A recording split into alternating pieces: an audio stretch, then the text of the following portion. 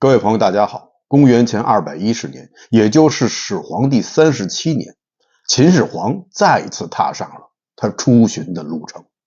这已经是他第5次出巡了。秦始皇是一个待不住的人，统一天下以后，他已经进行了4次出巡。前4次出巡的目的，主要是在6国人面前立威，展现他皇帝的威仪，同时也四处寻觅一下那个传说中的长生不老药。但这第5次出巡与以往大不相同。这次出巡的直接原因，是因为在这1年以前发生的一连串的针对于秦始皇的死亡预言。这从天到地一连串的死亡预言，让秦始皇觉得背脊发寒。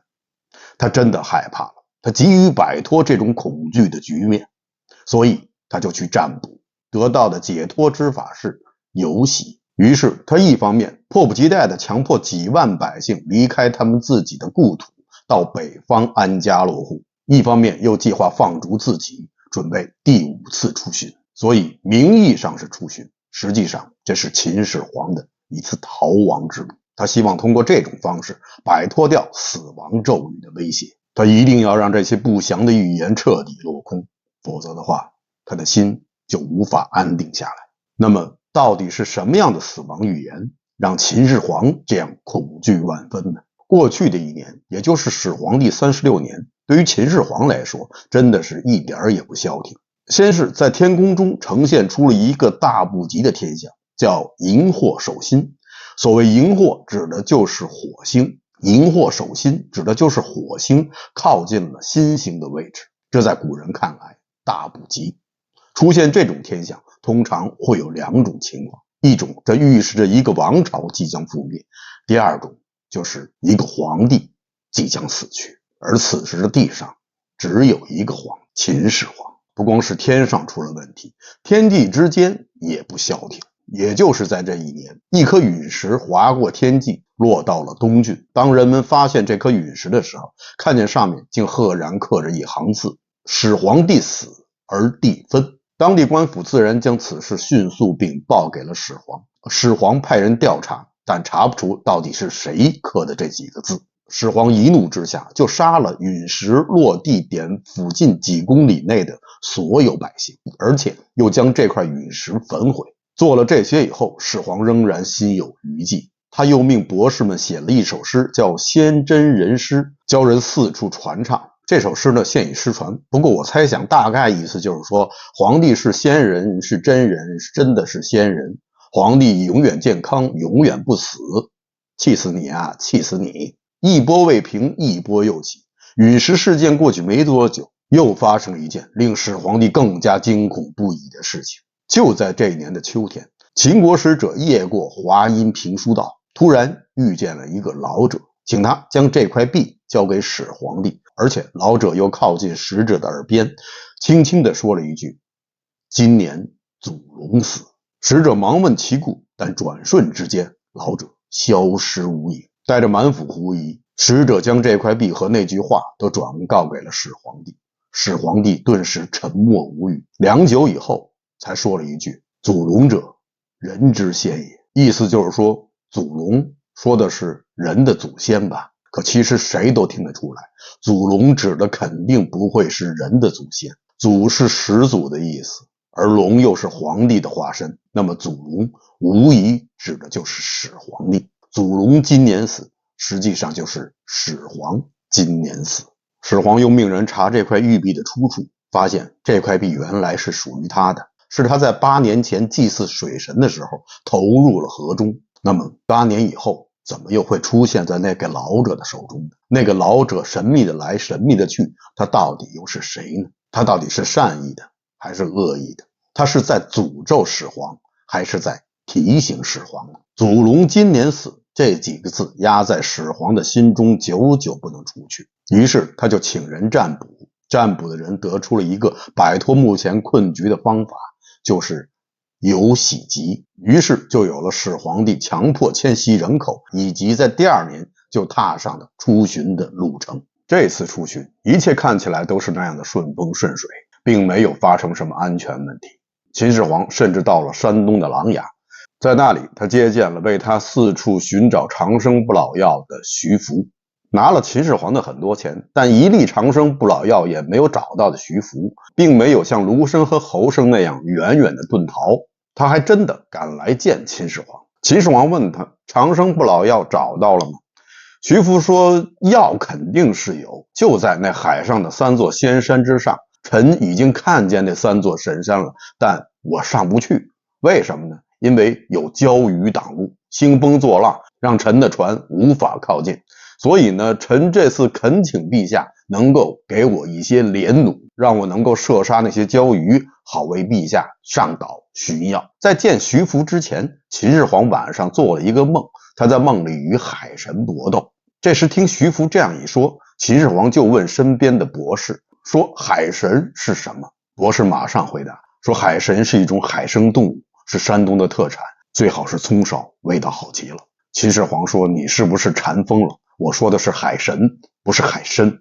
博士忙接口道海神就是海里的大礁鱼。听博士这么一说，秦始皇也就相信了徐福的这番说辞，而且还主动提出要亲自率兵帮着徐福杀死这些礁鱼。秦始皇果然这样做了，亲自率领水军，经过几天搜寻，还真让他们找到了一只。当时这只礁鱼正在朝着天空喷水，秦国的水兵是连弩齐发，礁鱼受了重伤，不久死去。这个所谓的礁鱼，实际上就是我们现在所说的鲸鱼。这次记载在史记之上的捕鲸行动，有可能是历史上第一次有记载的官方捕鲸。自从杀死这条鲸鱼以后，秦始皇的噩梦开始了。这件事情也提醒我们现代人要善待生命，不要随意的捕杀那些无辜的动物，特别是捕杀鲸鱼，因为有时候捕鲸就是噩梦的开始。秦始皇怎么也不会想到，在杀死了这条鲸鱼以后，他就与鱼开始纠缠不清。不久以后，秦始皇驾崩，赵高、李斯他们密不发丧。闷在车中的秦始皇的尸体开始腐烂变臭。胡高命人准备了很多已经发臭的鲍鱼，与秦始皇的车驾同行。秦始皇终于回到了他日思夜想的咸阳城，不过这时候却带着一身浓浓的臭气。由此我们可以猜度秦始皇的星座，他一定是双鱼座。秦始皇是在山东的平原津突然发病的，皇帝生病，车队只好结束了东巡，掉头向西，准备回咸阳。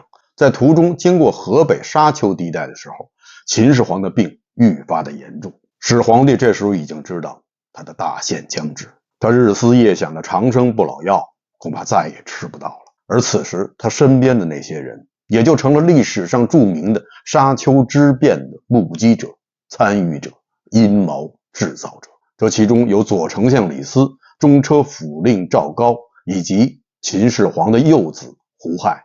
本来其实还有一名大臣一直随侍在秦始皇的左右，他就是蒙恬的兄弟蒙毅。蒙毅被派出去祷告山川神灵，为秦始皇祈福。事后回想起来，如果蒙毅当时还在秦始皇身边的话，那么恐怕以后的历史都要改写了。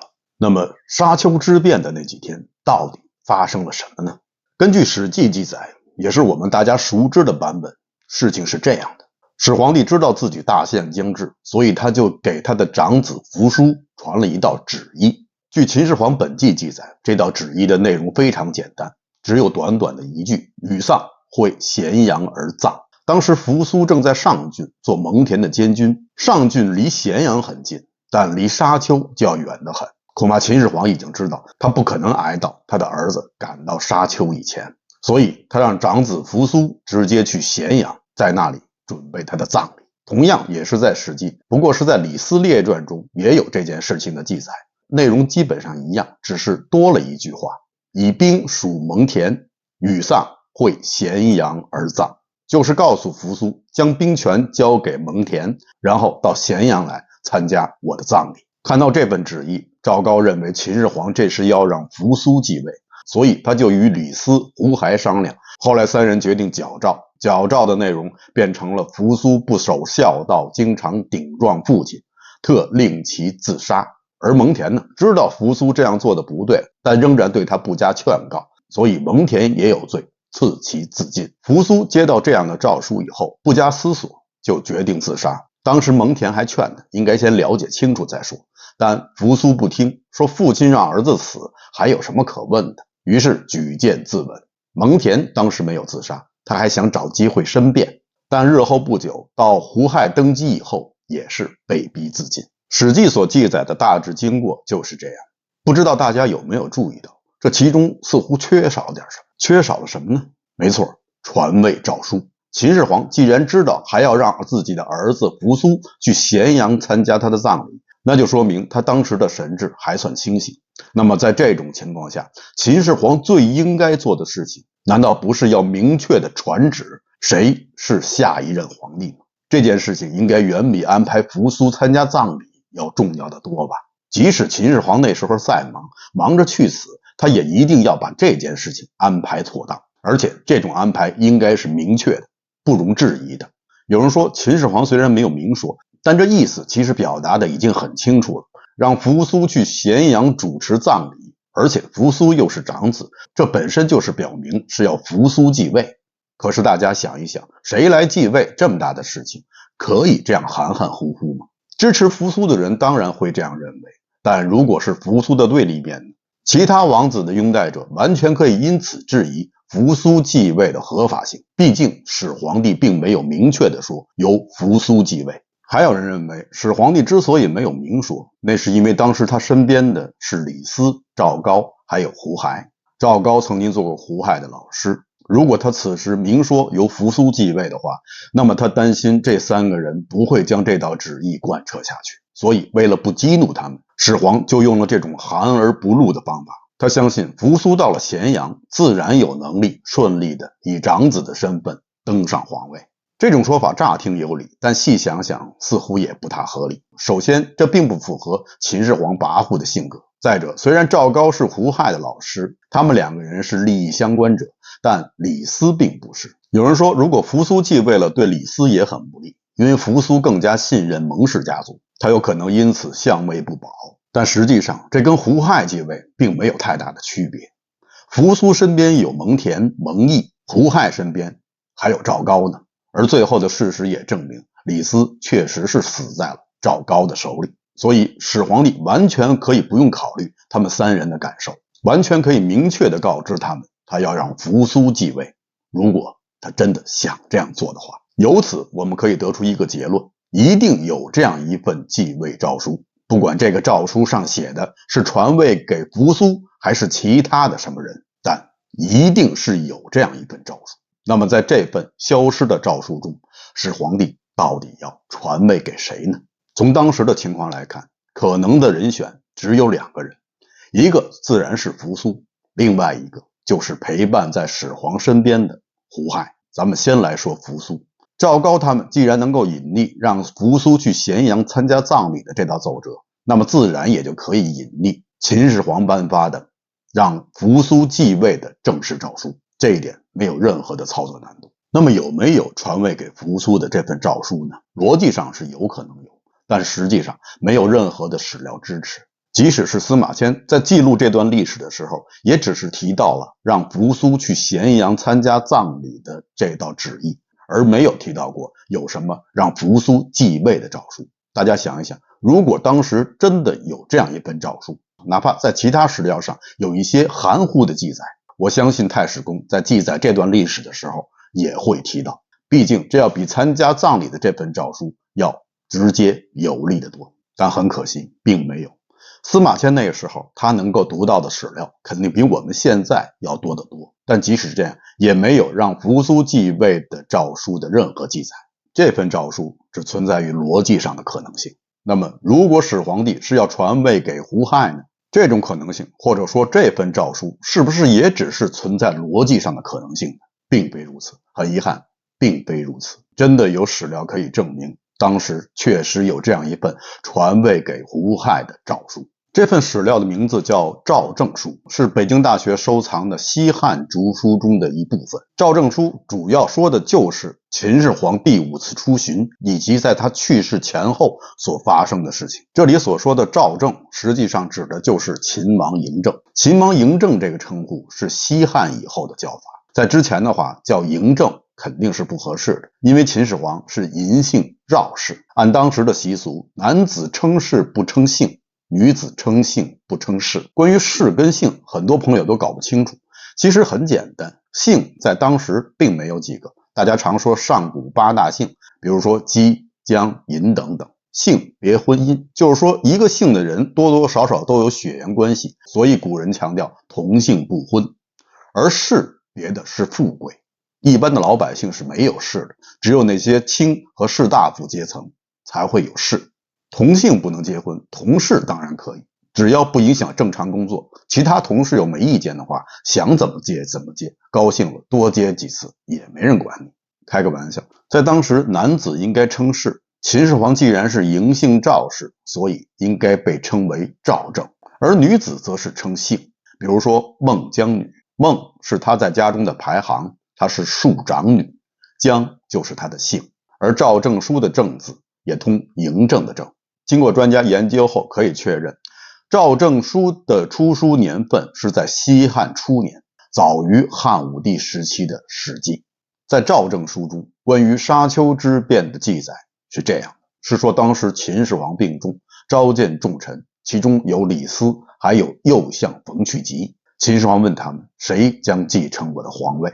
几位大臣不敢明说，只是说不管您立谁，我们都将誓死效忠。当时赵正流着眼泪对李斯说，不用担心，吾非夷子也，子吾忠臣也，其义所立。这样李斯和冯去疾才顿首言曰，请立子胡亥为帝。赵正曰可。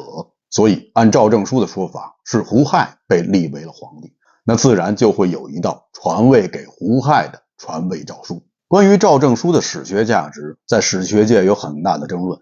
有的史学家认为这不过就是一本小说，其中的内容完全不可采信，也有人认为不能轻易的这样裁定，毕竟他也为我们对沙丘之乱的真相提供了一个新的视角。很多人普遍接受的观点就是赵高、李斯他们矫诏把本来应该属于扶苏的皇位送给了胡亥。但其实如果我们细想想，就会发现这其中也有很多说不通的地方。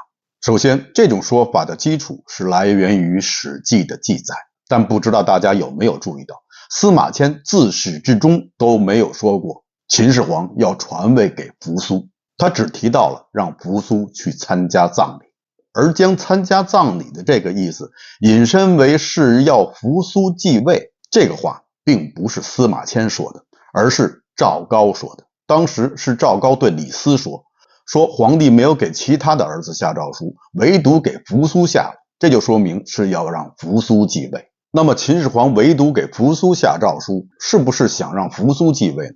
这二者之间，刚才我也说了，并没有必然的联系。秦始皇唯独给扶苏下诏，很可能是因为第一，扶苏是长子，在父亲的葬礼中，长子一定会扮演一个特殊的角色，他有更多的事情要做。第二，在诸多的皇子中，其他的皇子都在咸阳，只有扶苏在上郡监军。按照秦律，皇子监军期间是不可以私自回京的，所以秦始皇要特别给扶苏下这道旨意。那是因为如果没有这道旨意的话，扶苏甚至有可能都不能来参加他的葬礼。所以说，太史公从来没有说过扶苏是合法的继承人。后世之所以这样认定，那实际上是按照赵高的意思。比如说，在《史记·陈涉世家》中就有这样一段记载：陈胜曰：天下苦秦久矣，勿闻二世少子也，不当立。当立者，乃公子扶苏。扶苏以数见故，上使外将兵。今或闻无罪，二世杀之，百姓多闻其嫌，谓之其死也。陈胜在这里虽然提到了当立扶苏，但他也说勿闻，我只是听说，并没有什么实据。汉高祖刘邦曾经想立赵王无益为太子，当时大臣叔孙通就劝谏道，说当年秦朝不早立扶苏，最后使得胡亥能够诈立为帝。樊哙在劝谏刘邦的时候也说过，说当年赵高矫诏说杀死了扶苏，立了胡亥为帝。由此大家可以看出，在西汉时期，胡亥诈立应该是一个普遍的共识，大家都是这样认为的，都认为扶苏应该继承帝位。但还是那句话，共识未必是真实。大家不要忘了，秦朝是汉朝的前朝，秦二世胡亥是被陈胜、刘邦他们推翻的皇帝。如果二世胡亥的继位的合法性有问题的话，那么对于推翻他的义军来说，就站在了道德的制高点。再有，我们来看看秦始皇到底有没有可能让扶苏继位。秦始皇没有太子，那么既然扶苏是长子，而且据史记记载他的名望能力又都非常高的话，那么为什么秦始皇一直不立他为太子呢？有人说那是因为秦始皇想长生不老啊，既然相信自己死不了，那自然也就不需要太子。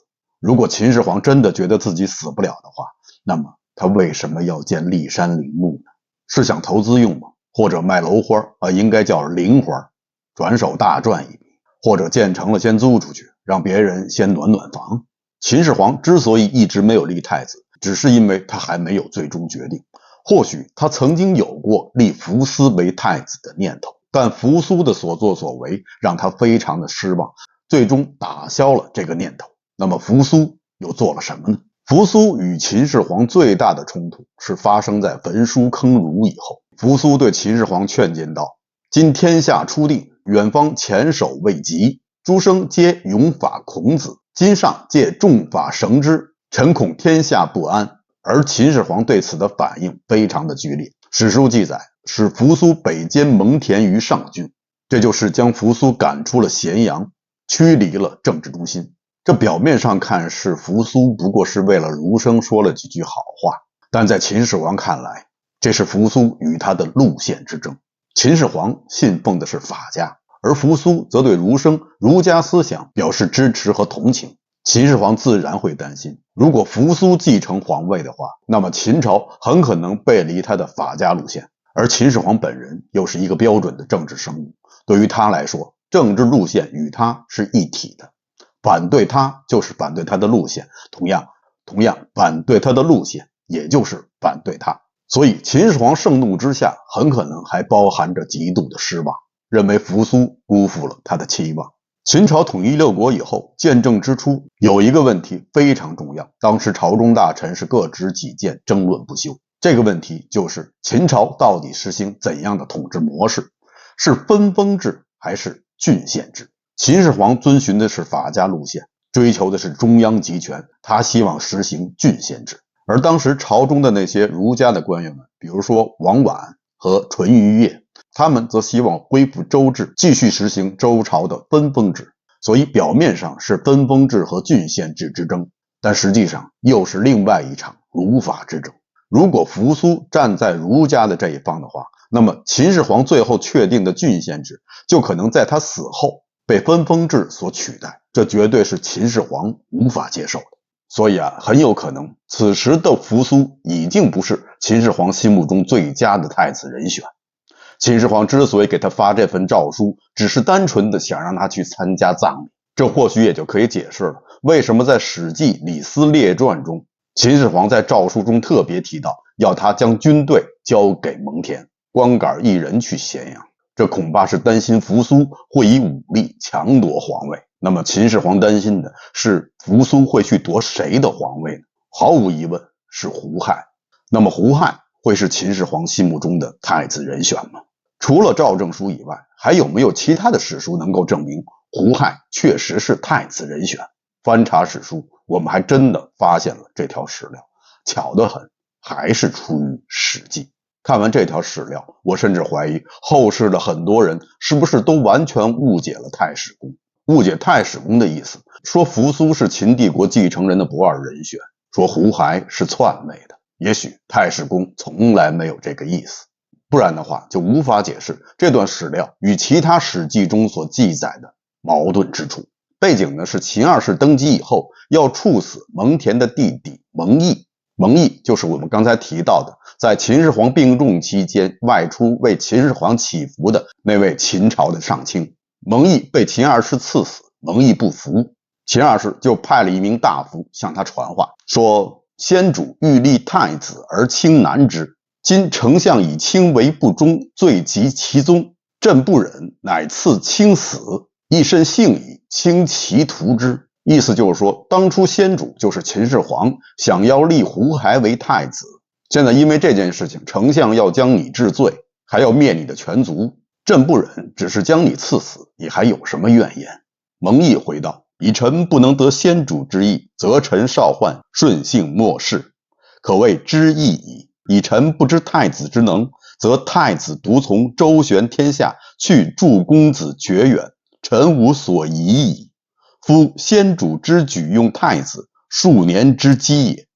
臣乃何言之敢谏，何虑之敢谋？蒙毅的回答是：首先，他并没有否认秦始皇想立蒙亥为太子，他只是辩解道，他自小就跟随着先帝，对先帝的脾气、秉性、喜好非常的了解，而且他也知道胡亥的能力。皇帝出巡，只有胡亥一人跟从，这一点说明你在皇帝心目中的地位是其他的公子无法相比。这些事情我都很了解，我又怎么可能拦阻着皇帝立您为太子？而且先主想立您为太子是数年之机也，并不是考虑1天2天的事情。那么大家可能会觉得奇怪，一向是雄才大略的秦始皇会选择一个无才无德的胡亥做自己的继承人吗？首先要说，胡亥在登基之前，历史上对他的评价可并没有后来的那个秦二世那么糟。史书上对他的评价是慈仁笃厚，轻财重士，翻译过来就是这孩子看起来虽然有点傻，但是心眼并不坏。贾谊曾经记录了这样一件事情，有一天皇帝和诸臣们以及众皇子们在一起饮酒，众人的鞋自然都脱在了殿外。宴席结束以后，胡亥第一个走出来，看到满地堆放的鞋子，就在每只鞋子上踩上一脚，然后带着各种类型的脚气，得意洋洋地离去。这孩子有点淘，有点傻，也有点可爱。史书上没有提及胡亥曾经表现出了哪些能力，但我想秦始皇将其列入太子的人选，并不是因为他的能力。胡亥确实没有扶苏那样刚毅英勇、成熟稳重，但他有一点是扶苏万万不及的，至少是在秦始皇的心目中，就是对秦始皇，也就是对他父亲的态度。赵高是胡亥律法方面的老师，所以胡亥接受了很多法家的思想，但恐怕胡亥自己也并不清楚法家思想与儒家思想到底哪个好，他恐怕也不能理解他父亲嬴政的执政理念和执政手段，他自己恐怕也不想，或者说是没有能力去弄懂这些。但他坚信一点，他父亲说的做的肯定是对的。父亲在他的心中是一个像神一样的存在，他对父亲的崇拜之情很可能并不是为了争夺太子之位而故意装出来的，很可能是发自内心的。这一点我想秦始皇也已经看到了，这些也更让秦始皇相信，如果选择了胡亥的话，那么也就是选择了走他没有走完的路，他的意志还能通过他的儿子进一步的贯彻下去。从这个意义上来讲，秦始皇最终选择胡亥其实并没有什么奇怪的，选择胡亥其实就是等于选择了秦始皇希望秦朝将来要走的路。但毕竟此时的胡亥能力不足，这也就是为什么秦始皇愿意把他带在身边，一起出巡，在途中进一步向他传授治国的方略。这恐怕也就是为什么秦始皇一直没有确立太子，他还在观察，还在等待。如果没有沙丘之变的话，那么也许这样的观察还会继续，但当他生命垂危的时候，他已经没有时间再继续观察下去了。那时候必须选择一个皇子来稳定大局，所以他就选择了胡亥。这或许也就能解释了为什么扶苏在见到使者，见到秦始皇让他自尽的那份诏书以后，就决定马上自尽，没有犹豫，没有反抗，甚至没有感到惊奇。那恐怕是因为扶苏早就知道胡亥是他父亲心中的太子人选之一。当胡亥能够陪同他父亲一起出巡的时候，扶苏恐怕就意识到太子之位与他无缘了，要他去死，那也是自然不过的事情。除了刚才说的那段史料以后，太史公司马迁还在《太史公自序》中关于秦二世写了这样4个字：二世受孕。就是说秦二世胡亥是承天受孕，受命于天。在此地司马公丝毫没有提到胡亥曾经篡位，即使是与胡亥同时代的陈胜，虽然他一直想否定胡亥继位的合法性，但他也只能说勿闻二世少子不当立，当立者乃公子扶苏。不当立指的只是胡亥能力不足，比不上他的哥哥扶苏，但并没有说胡亥是篡位而来。但到了汉朝建立以后，出于对前朝的否定，胡亥篡位说成了当时的主流观点。好了，现在我们可以还原一下当时有可能发生的情形。秦始皇在沙丘病重，自知大限将近，他首先颁布诏书，由胡亥继承帝位，然后又拟了另外一份诏书，让扶苏去咸阳参加葬礼。但就是这份诏书被赵高矫诏了。赵高之所以这样做，一方面是担心扶苏还会威胁到他学生胡亥的地位，另一方面他也是公报私仇。当年赵高犯了事，蒙毅要判他死刑，后来幸亏秦始皇出面才免了他的死刑。赵高从此对蒙氏记恨于心，这次的机会对他来说千载难逢，而且又是一举两得。胡亥虽然最终继位，但是因为他本来就是秦始皇的幼子，又加之扶苏的死，使得其他的10位皇子对他是心存芥蒂。胡亥很可能是感受到了这些，最后他听从了赵高的建议，将他的10名兄长全部处死。不出秦始皇所料，秦二世继位以后，坚持以法家治国，秦始皇的执政理念得以继续贯彻下去。但出乎秦始皇预料的是，就是他的这个路线导致秦朝2世而亡。这一点即使骊山陵墓如高山一般的巍峨，恐怕也很难掩盖秦始皇身后的巨大悲凉吧。沙丘之变的真相如何，恐怕仍然是一个谜。今天我只是给大家打开另外一个视角，真相也许还要等待更多的史料发现。读罢这段历史，不禁让人发出慨叹。秦王朝曾经如此的强大，他的法令曾经如此的森严，但即使如此，在秦始皇去世的时候，他身边竟然没有一个议事决策的机构，而任由赵高这样一个小人上下其手，一手遮天，最后导致了善恶不分，左右不辨。强大如秦始皇者竟然无法保护自己的儿子，自己的功臣。这赫赫有名的秦王朝到底是什么？